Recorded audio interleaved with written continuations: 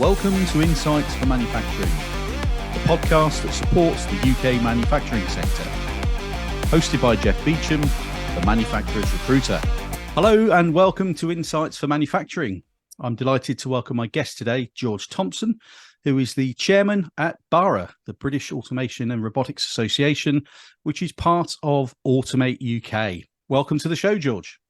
Thank you very much. I greatly appreciate the opportunity to take part in this recording today. You're very welcome. So, George, firstly, why do UK manufacturing businesses need to automate? Well, there's lots of reasons why companies will look at adopting automation within their manufacturing facilities. It can be to make themselves more competitive in the global market. It can be to reduce waste, so improving their environmental sustainability.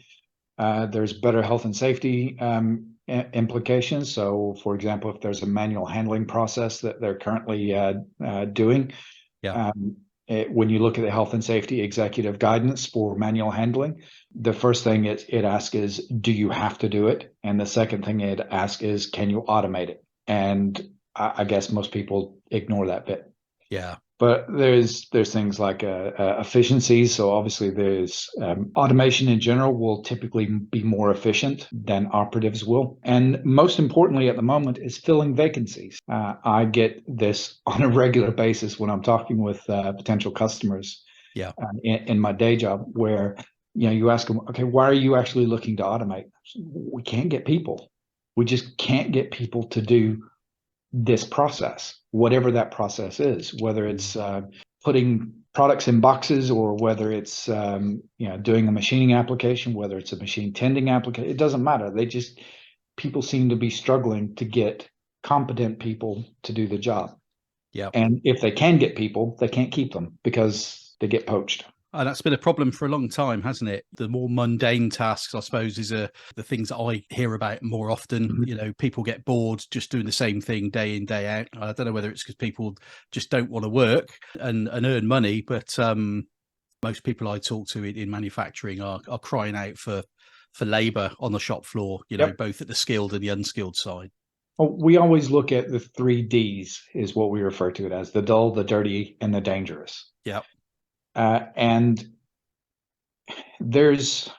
I've worked on assembly lines early in my career when I was bouncing around trying to figure out what I wanted to do after I got out of the military. And it's mind-numbing doing the same task every single day. Yeah. I'm not cut out for it. Just simply not. Yeah, some people can do it. It wasn't for me. Same as I upset my dad when I was a kid by not following him into the coal mines. I went underground, spent a couple of weeks down there and came out and said, sorry, Pop, can't do it. Yeah. You're either a miner or you're not, and I'm not. There's lots of benefits for manufacturing businesses to embrace automation. Skills is a huge one. Interesting, you mentioned the sort of dangerous sort of processes. I know that the nuclear industry have sort of made use of automation for certain part, and there's a prime example of a dangerous working environment. So many benefits. Well, there's a lot of dangerous, or what we would perceive as dangerous applications that aren't in that type of industry. It's things that people do on a daily basis that they don't necessarily think about. Sanding is one of the worst. If let's say, for example, it's a woodworking shop and you need to do a final sand, and if you're doing that manually, not only do you have the harm, if you like, so the hand-arm vibration thing, vibration white finger, but you also have the potential of the dust, and if you don't have good extraction on that dust, it's potentially explosive as well. Yes. So you need to make sure that, and bakeries or flour processing is another prime example where you have all of that dust in the air. So it's the day-to-day activities that people may or may not think, well, hang on a minute, how else can we do this? You go around food factories, for example, and you see where they're hoiking bags of flour or bags of tea or whatever as ingredients. Why are you doing this manually? Why don't you have a little robot there just putting that in, and that way you get your dosing right and you get Yeah. and remove this manual handling. Can I do that? Yes. Is this new technology? No. This is one of the first things that was automated. Yeah. So we refer to it as depalletizing or Yeah. decanting. Yeah. And yeah, that again is one of the very simple, well, relatively simple tasks that we would class it as low hanging fruit. It's a quick win. Yeah. That type of simple automation will pay for itself in months. But there's the, I suppose, the human element of, if you've got a person stood there doing that repetitive lifting, pulling and straining parts of their body that, maybe shouldn't be pulled and strained at that rate regularly. When I think of the amount of time that's probably been lost over the years of people that have had bad back or some sort of muscular strain or Yep. what have you, the costs. Well, first of all, your productivity could be down, or you could get somebody in. Some factories will use temporary labor, but then that costs more money over and above what you're already paying the permanent person Yep. who's now gone off sick. So again, yeah, automation will just run like clockwork, day Yeah, in, day absolutely. out, without the risks. And musculoskeletal injuries also account for the largest portion of lost time injuries Right. across all industry sectors. So it doesn't matter whether you're an automotive plant or a food and drink or nuclear. Those MSIs are the things that will make people go off sick. So a huge opportunity there just on that Absolutely. example alone. In a lot of cases, the automation is much cheaper than the fine from Yeah. HSE. Yeah, absolutely. So you mentioned automotive. I know the automotive sector has long been a user of automation and robotics. Um, the food industry, another one. What other sort of sectors have big opportunities to innovate and grow through the adoption of automation and robotics, George? I'm going to say all of them. Okay. So there are things that we can do across the majority of industry sectors, whether it's handling sheets of glass or whether it is constructing housing in factories, which we refer to as modular build. Yep. Um, yeah, you name it, there's probably a way that we can do it using automation, especially again for those 3Ds, the dull, the dirty, and the dangerous. Yep. And the dangerous can also include the manual handling aspect. So if you have to pick something up and move it on a regular basis, automate it. Even the HSE says it's a good idea Yeah, in the absolutely. guidelines. Absolutely. And that's without even looking at the sort of quality aspects as well. You've got Absolutely. safety, efficiency. Automation and robotics must improve the potential for a very, Yep. very high rate of quality as well, right? Absolutely. And there's also the where you track everything, Yep. making sure that the traceability, so you know exactly what happened to a product all the way through its production cycle. And there are things that each industry sector currently do that are really, really good, but they kind of keep it quiet to themselves and they don't really want to share it. Yeah. And that was part of the reason why we started doing the webinars or the roundtables at BARA, is so that we can take these little snips that we get from other industry sectors and we use those to cross-pollinate across other industry sectors. So for example, automotive, as you rightly said, they've been automating for years. And when they're designing a new car, the first thing they do is, okay, how do we automate the assembly of this vehicle? Yeah. And if a lot of other industry sectors would follow a similar tack, we wouldn't be number 24 on the global list of adopters. Yeah. And we wouldn't be seventh or whatever it is now in manufacturing. We would be way up top. We'd be in the top 5. Yeah. That's a good point. I think we're eighth in the Mhm. I think we're eighth in that league. But then, yeah, do you say number 23 in the 24. number 24?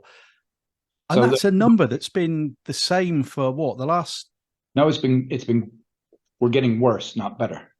Oh, right. Okay. So 5 years, I think it was 5 years ago, we were 18th, and we're now Right. 24th. Okay. So the way that this is measured is it's the number of robots used per working population, if you like, per Yeah. 10,000. And we're 24th. What's When you caused the sort of reversal then of that upward trend? There are countries like Denmark, for Yeah. example. Denmark are higher up the rating than we are. Yes, they're a smaller population, but they're better automated. I had the opportunity a couple of years ago to go around a couple of facilities in Denmark, and I was amazed at how much automation they had in those Yeah. facilities compared to a similar company here in the UK. I went into one, they were making butter, Okay. and there were 5 people walking around the factory as supervisors, Yeah. and everything else was automated. Whether it was AGVs or AMRs taking pallets around the facility, there was robots that were doing the palletizing. There were robots that were doing the packing. There were robots that were doing the dispensing. So there's certain elements that they add into the milk as it's being processed Yeah. to achieve butter. So whether it's salt or whatever, but they were dosing that using automation instead of Yeah. someone tear open a pack and pour it in. Wow. So is it the fact that because to me it seemed like we'd slowed down in our adoption, but is it that we've just been overtaken by other countries that are doing it a lot quicker than us? We've been overtaken, Right. plain and simple. Yeah. This has been quite a good year for robotics, but when you compare us to what Germany have done or what France has done, for example, yeah, it's quite astounding when you see Yeah. how the numbers stack up. Yeah. And for a country that has prided itself over the years of being the innovators, you look at, we were the first adopters of gas, for example, one of the first companies that adopted natural gas. Yeah. And there's going to be people who say, well, maybe wasn't a good idea, but at the time, that was cutting edge technology. That was the way to light the streets. Yep. And you look at where we are now, and it's like, well, hang on a minute. Yeah, we're doing all this really good stuff. We're not doing it fast enough. We're not growing the economy the way we should be growing the economy. The way we should be growing the economy is by making more stuff. We shouldn't Yeah. be buying it from far-flung regions of the world. We should be reshoring and or at least nearshoring. Yes. I took part in a BARA webinar last week, and I made a comment about we were talking about sustainability and reshoring and that sort of stuff, and I says, well, let's all acknowledge the fact that all you need is one captain to park his boat across the Suez Canal, and the world falls apart. Yeah. We know this to be a fact. Yeah. And you look how much that damaged not just our economy, but the Western world economy because people couldn't get through that canal. Absolutely. Whereas if we were making more stuff, we're not as reliant on other countries. Yeah. And we're growing our economy, not their economy.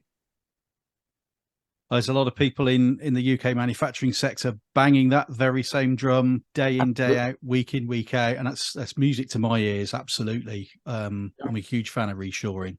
I was just thinking then when you were saying about the fact that we're not automating quick enough, and then I thought, well, why is that? And that's partly because humans are involved in making the decisions.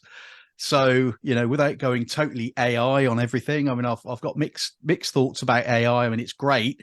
But, maybe we need to find some way of automating the decision making around our economy. They've probably got some sort of AI or modeling software, they must use that in politics and government, mustn't they? I mean, otherwise, are they just sitting around in a cocktail bar somewhere dreaming up policy and strategy? I mean, we need to get quicker and faster at making the right decisions. So Okay, if there is a way of doing that, let's have it on the table.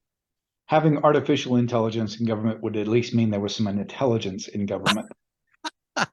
Absolutely. Oh yes, I wasn't quite prepared for so much comedy in this particular episode, but you're right on point with that one, George. Absolutely. And for that matter, it doesn't matter which side of the political spectrum you are. There's not a lot to choose from at the moment. Very true. Very true. But one of the things that you said about taking people out of the decision-making process, I actually think that's probably not necessary. What people need to understand is what can be done, what is being done. There are some very simple applications where, palletizing, case packing, and again, it doesn't matter what the product is. It doesn't matter if you're a multinational conglomerate or someone in a cottage industry. There will be a right level of automation for their needs. Yeah. The multinational conglomerate, yes, it's probably going to be a full line. But for mom and pop engineering or a cottage industry, it can be a label applicator. That can be your first step into automation. Yeah. And not only is it going to put it on faster and straighter and so on and so forth, but it means you can do something better. And that's the whole point of automation, is you take people out of those dull, dirty, dangerous applications and you get them doing more rewarding jobs, things that automation can't quite do yet. Yeah. The true decision-making processes. Which would you rather do? Pack a box all day or be responsible for the guy, sat there on the computer managing the shipments? I know which one I'd rather do. Yeah. So it all comes back to triple D, or the 3 Ds each time. So that's a good one for people to remember. Okay, so just breaking away just for a short while from the overall conversation about automation and some of the applications and benefits, I want to sort of spotlight the exciting news that's already been out in terms of the rebrand from the PPMA Group of Companies to AutomateUK. I only picked this up a few days ago. We'd already had this podcast scheduled in the diary for 2 or 3 weeks, and then lo and behold, the announcement went out, and I was thinking, crikey, that's brilliant. What an exciting thing to talk about. So what was the reason behind that, George? Well, there were several reasons behind it. First and foremost is, if you ask most people what PPMA was, what the acronym was, they would go, "Isn't that just the show?" Mm. And it is, of course, Process Packaging Manufacturers Association. And when you look at what our members do, it's not necessarily processing or packaging manufacturers. It is automation. And automation, as I've already pointed out, takes many different guises. Mm-hmm. And depends on the business needs of the individual companies as to what is the right level of automation for them. Yeah. So the heart of everything that we do is automation. And what do we want to do? We want to automate the UK where practical. And again, when you look at what BARA does and what the UK Industrial Vision Association, or UKIVA, our sister group, what they do, we're involved in a lot more industry sectors than just the Process Packaging Manufacturers Association was. So it was quite niche. So AutomateUK kind of fits the bill a little better. That was the driving force behind it, was to make us more relatable to our membership. And I think it makes sense. When I've obviously known about this for some time, and it's been killing me. So at least I can talk about it. Yeah. So it's Yeah, when we had our conversation a couple of weeks ago about that, doing this podcast, I so wanted to let the cat out of the bag, and I was like, no, I can't. Yeah. Well, it's a little bit like waiting for Christmas Day, isn't it? When you're a kid, you've just got to suck it up until Yep. until it happens. Yeah, But absolutely. yeah, wonderful times. The website looks great, by the way. Thank Really vibrant. Everything's on there. It's well laid out. So you. It is. anybody who's listening or watching the podcast by the time this comes out, yeah, get onto the new Automate UK website. So it's automate-uk.com. Is that correct? That's it. That's right. Great. Okay. And while we're on that note, I will say keep checking back, because this is just the start. There's Right. lots more being developed in the background. Same as the social media aspect. So for anyone who has been on LinkedIn over the last week, or at least the last few days, you will have seen a lot more activity than normal, and it's Yeah. getting the new brand out. Tip of the iceberg for what we have planned. Really exciting times. So I'll be following that really closely. Super. So we've had the rebranding. What about the recent government announcement in the autumn statement then? £4.5 billion investment to support advanced manufacturing. Yep. Which hopefully will encourage more reshoring, which we sort of touched on earlier. Mm-hmm. Where do you, George, see the best use of that sort of funding? Is there a way for your members to access that? Any sort of signposting you can do at the moment? Yeah, it depends on your industry sector, first and foremost, because I've read through the white paper this morning, just to refresh my memory, and it is as clear as mud. Yeah. If Yeah. I'm being brutally honest, as most government white papers are. Yeah. It's written for the legalites of the world. So it wasn't immediately clear exactly how to get access to the funding, apart from the Made Smarter. Okay. The Made Smarter program is something that is referenced in several points throughout the document. Yep. And I've always been quite excited about Made Smarter, because it drives exactly what we're talking about here. It drives UK manufacturing. Yeah. And ways that we can improve how we do things. Some of the things that we need to look at is, what applications that companies should look at first. So this is advanced manufacturing, and according to the white paper. So there'll be a lot of people who are going, well, hang on a minute, packing boxes is an advanced manufacturing, but it's about making efficiencies.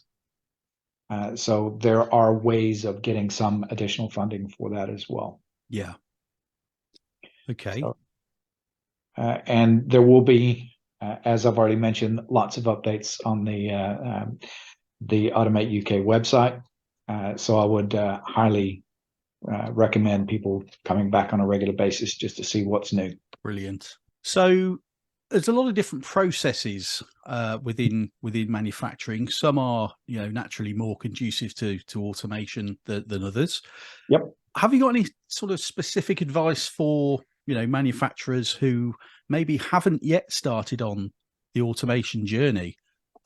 Is there a typical or a good place to start?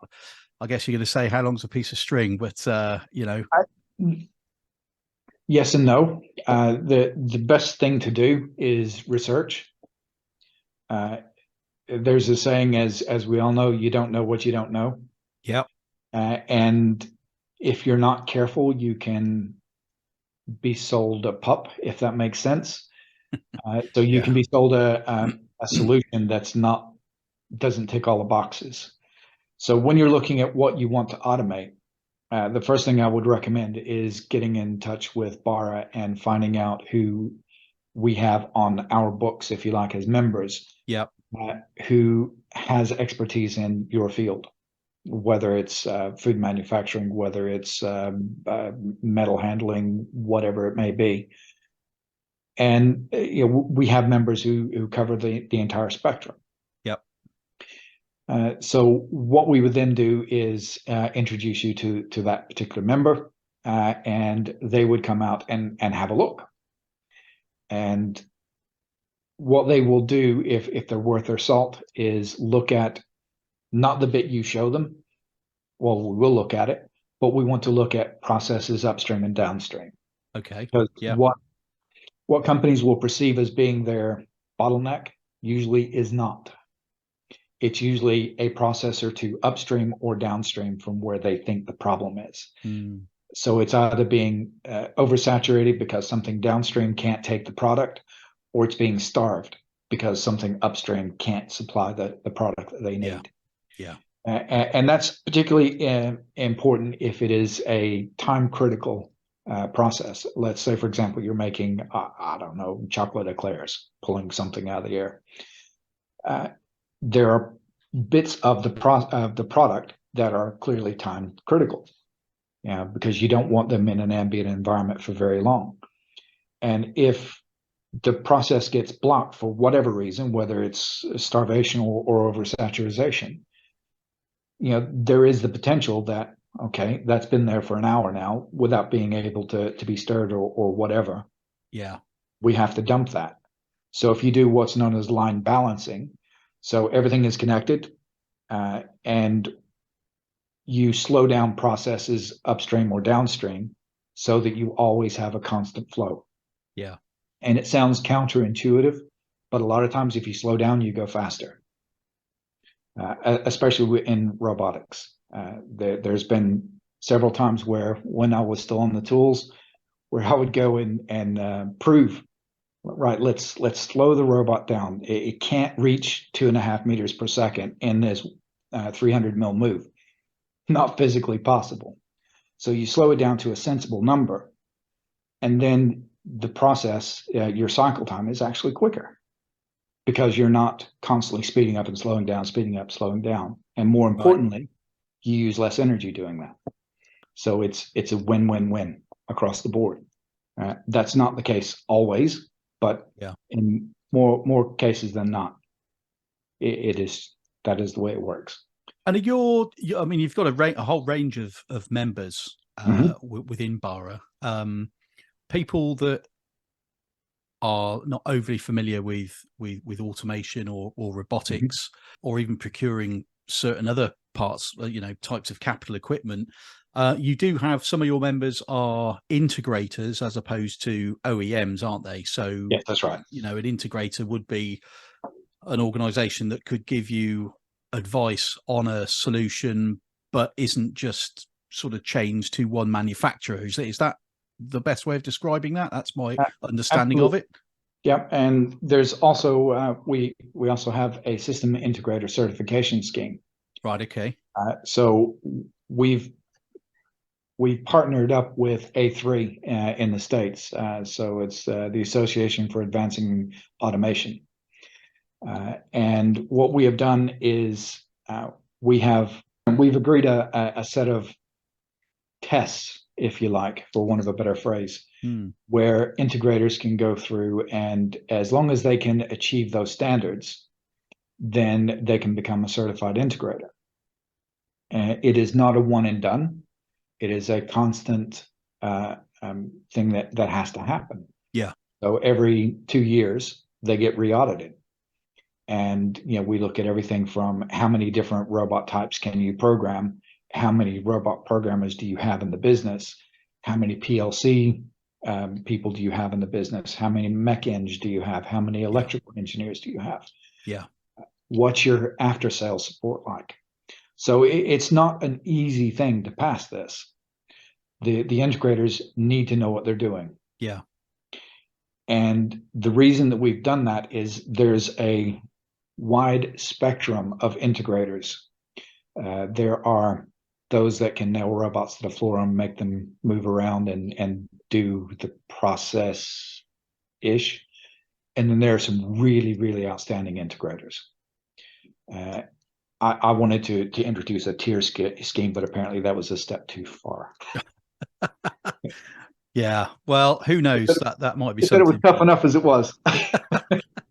Yeah. Okay. So we did talk about reshoring earlier. As I said, it is a a favourite topic of mine. You used the term nearshoring as well, and I think that's as important. I would always say personally, if it's impossible for us to make something here, then yes, I get it from some other part of the world, but we need to be more self-sufficient, I think, as Yep. as a nation for lots of different reasons.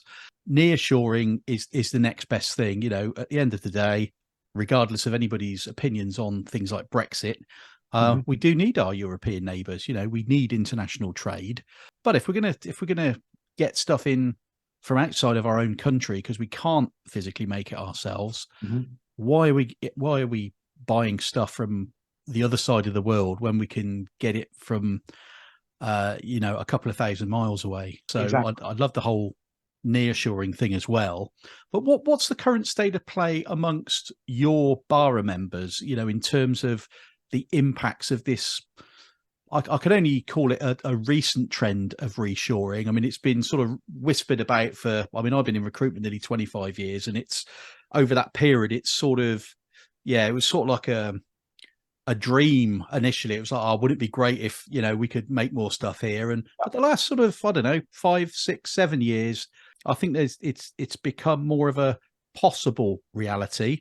And then COVID's come along, and the supply chain issues, Suez Canal, and all these sort of things. Reshoring is actually happening, isn't it? And it's It is. absolutely fantastic.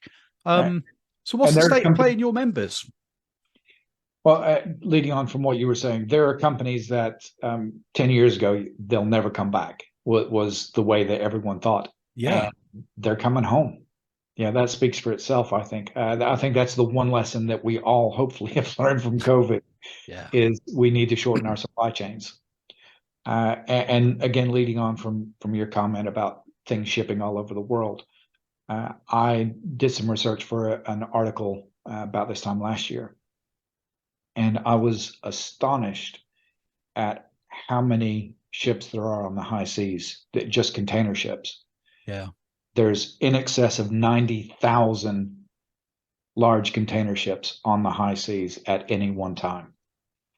And each of those container ships, if especially the older ones, they emit more pollution in their lifetime than 50 million diesel vehicles. Wow. The prosecution rests, Your Honor. Yeah, absolutely. Crikey. If we want to, as a human race, if we want to seriously tackle climate change, that's the easiest way to do it. Let's Yeah, start taking ships off the high seas. Let's yeah, start making stuff locally again. yeah. And if we can't make it here, as you rightly said, let's make it on the continent. That sounds like a brilliant plan. It should be part of an industrial strategy, I think, if we had Yes. such a thing. If But only we had a minister for manufacturing. yes, well, there you go again. Another hot topic that's we've all been banging a drum about for the last few years. But the government have sort of started inching their way forward with some help. Let's see how far they're really prepared to go. But Yeah, again, that's probably another podcast topic in itself. absolutely. But again, to add a little bit more meat to that one, I think companies would be very surprised at how many integrators there are in the UK and Mm, how many who are more than willing and more than capable of setting up facilities to do stuff. And it yeah, doesn't matter whether you're making biscuit tins or vehicles, or battery packs for vehicles. Bring it on. yeah. Our members are ready. The capabilities there. We have the technology. Love it. I love that. Brilliant. So let's go back to skills. How is BARA addressing the skills gap or helping your members to help end users, I suppose, manufacturing businesses adopt training and technology? Okay. Well, as I've already alluded to, we as BARA, we hold regular webinars, and they are designed for those who are starting out. Okay. They're not pitched at those who have been in the game as long as we have. I mean, I sold my first robot in 1998, so I've been around a little bit. Yeah. But we're purposely pitching them so that it gives people at least the basics of what they need to do. And if you've missed any of the webinars, don't worry, they're all online. Great. You can go back and rewatch them all. So the other thing that we're doing as part of Automation UK is we still have PPMA Best. Yeah. And most people aren't aware of what PPMA Best is or was is. So PPMA Best is it's kind of a sub-organization where we help companies find apprentices. And not only do we help them with that, but there are bursaries available. There are there's lots of different training sessions that we offer, and so on and so forth. So there is funding there to help. Yeah. And Peter Williamson, we were having a conversation the other day, and he said, you would be surprised how difficult it is to give that money away. Because people, A, automatically assume there's a catch to it, and Yeah. B, they're like, but that means we have to take an apprentice on. Yeah, but we're paying for the apprentice, or part of the apprentice. You know, we're helping you through government funding as well as our own funding. Yeah. You know, we see that there is a shortage of engineers, and we want to be part of that solution, not part of the problem. Yeah. We don't want to be the ones that are sat there going, wish there were more engineers. Mm. And again, this goes on from our conversation the other week. You know, that's the one thing. If I won the big one, if I won that 180 million, there would be a portion of that that goes to educating the young people of tomorrow. Yeah. Tomorrow's engineers, we need those in the pipeline, 100%. And that's just something that maybe I'm cross-wired somewhere, but I would rather be part of the solution than part of the problem. And to throw a Star Wars reference in, we should all take a leaf out of Master Yoda's book and pass on what we have learned. Absolutely. I was tempted then to do a Yoda impression, but I think I'll leave that for now. Technology support, signposting, network of integrators, expertise, training, webinars, helping with getting more youngsters into manufacturing and engineering. So many things to talk to BARA about and Automate UK. Wonderful. Absolutely. And it doesn't stop there. If you are looking to upskill or cross-skill current employees, there are courses on there for sales. There are courses on there for sales for non-sales people, leadership, time management, marketing. There's lots of things available that are not necessarily techie, but are good for businesses. Great. Well, it sounds like a lot of businesses are going to have some fun navigating through your new updated website following the rebrand and finding out all these goodies. While we're on the educational thing, one tidbit I'll probably throw at you now is that if there are any university representatives in the audience, as long as they have a robotics and automation type course, they can actually join BARA for free. Brilliant. Okay. And just off the top of your head, do you know how many universities are running those types of courses at the moment? I wouldn't have a clue, but we think there's about 60 around the UK. Okay, with a large combination of which there are a grand total of 12 there who are currently members. Wow. So the other 48 are missing out, clearly. Absolutely. We're not going to mention any names. No, but what they are missing out on is the ability to understand what we as industry leaders need. Yeah. In my day job, we were looking for a applications engineer 18 months ago or so, and we interviewed a brand new graduate. He had a very, very good degree. And one of the tests that we do is we lay out a 2D drawing of a cell that we made here at Google. And we said, say what you see, plain and simple. And this individual looked at us and said, sorry, mate, lines on a page. He couldn't read a 2D drawing. Right, okay. And he was from a very reputable university Yeah. with a very, very good degree, and he couldn't read a 2D drawing. Put the 3D CAD up, and he was all over it. Yeah. Yeah. But couldn't read the drawing. And using CAD, he was phenomenal. Yeah. Couldn't read a 2D drawing. So let's be part of the solution. Yeah, absolutely. I love that. And that is exactly why, when we decided that we were going to open BARA up to the universities, this is one of the reasons, is because we want to, it's really good that you're teaching them how to use SolidWorks and so on and so forth. Still need to be able to read real drawings as well. Yeah. They need to be able to see the solution. There's a lot of times that people who come from a more artistic sort of background are better at this sort of engineering because they can see the solution. They have their mind open, and that's a lot of it. You know, some of the best engineers I've ever met and had the opportunity to work with weren't engineers. You know, they learned on the job. They can see how things have worked in the past, and they take their sort of inspiration from other things that they've done. Yeah. So there's clearly a strong link between academia and industry through your association and in particularly the membership.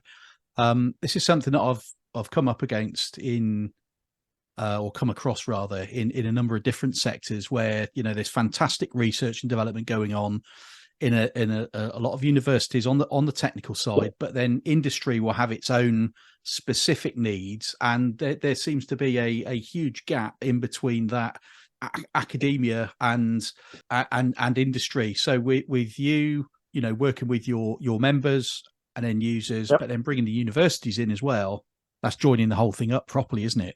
There's also lots of really good things that are being done in universities. I went around one in particular, and I was looking at a fast-moving consumer goods application at the time. And I was racking my brains trying to figure out how to do it. We had engineers from all over the world scratching their heads. And by chance, I'm there talking about something completely unrelated. Yeah. And they showed me a video clip. I'm like, that's exactly what I want to do. Can I buy that, or can I license that from the university? Because that's the solution I want. And they're like, oh, we don't know how to do that. I don't think it's possible. Yeah. And that's one of the reasons why we want to bring these universities into the BARA fold, is that way they can see the struggles that we as industry leaders are having. Yeah. And when they're getting their students to do research projects, let's get them working on something that we need. And let's have a mechanism where we can share the wealth. Yeah, absolutely. That makes the whole thing turn around a lot easier, doesn't it? It does. Really purposeful. Brilliant. Well, we're sort of coming to the end of our podcast discussion, George. It's been absolutely fantastic so far. But before we sort of finish up, would you just like to sort of give a little insight into any upcoming events that are organised by BARA that should be on the radar of manufacturing professionals? What's in the diary that you can talk about? There's lots in the diary that okay. Can talk about, and that I'm going to talk about whether I should or not. You fire away. So first and foremost, we have the Automation UK exhibition, which 2024 will be our second year. That is on the 18th and 19th of June, and that's at the Coventry Building Society Arena here in Coventry, formerly known as the RICO. Okay. There's also the PPMA show. It will remain the PPMA show, and that's on the 24th through the 26th of September. And again, that's at the NEC. Yep. We have lots of webinars that are going on, or roundtables as we call them, that'll be going on this year. It's going to be quite a full year. So there's the next one will be in March, and that's going to be based on machine tending, because there's the Mac exhibition that's coming up in April. Yep. Then what we're trying to do is get organized at Automation UK, having 2 live roundtable events. So one on day 1 and one on day 2, and they're going to be different topics. We haven't quite decided what the topics are going to be yet. If that's a success, then there may be a possibility that we repeat that at the PPMA show for one day only. Yeah, because putting 3 in there, that would take what's left of my hair that's a normal color and make it gray. brilliant. But some of the topics that we're looking to do is that would be advances in automation, what the return on investment of automation is, collaborative robot integration, and the pitfalls around that. Because contrary to popular belief, you can't just throw a robot down on the floor and not do a risk assessment on it. Yeah. And the most important one, I think, is going to be the safety and automation, because there's some updates to the robot standards and safety standards that are coming out this year in 2024. Okay.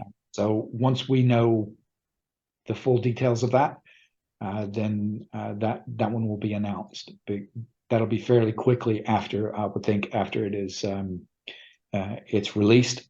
We know some of it that's coming, but we don't know it all. So it'll make some of the gray areas in the legislation crystal clear, from what I've been told. So fantastic, brilliant. Yeah, that's all the ones for now. Brilliant. Thanks for giving us some advanced warning of these fantastic events around the exhibition halls and the online stuff as well. So that really wraps up today's episode. I hope the audience, whether they're watching or listening, have enjoyed our discussion. I've certainly enjoyed it. I hope you have too, George. I have. So thank you, George Thompson, from BARA, which is now part of AutomateUK. Thank you for listening, and look out for the next episode of Insights for Manufacturing. See you next time, and bye-bye.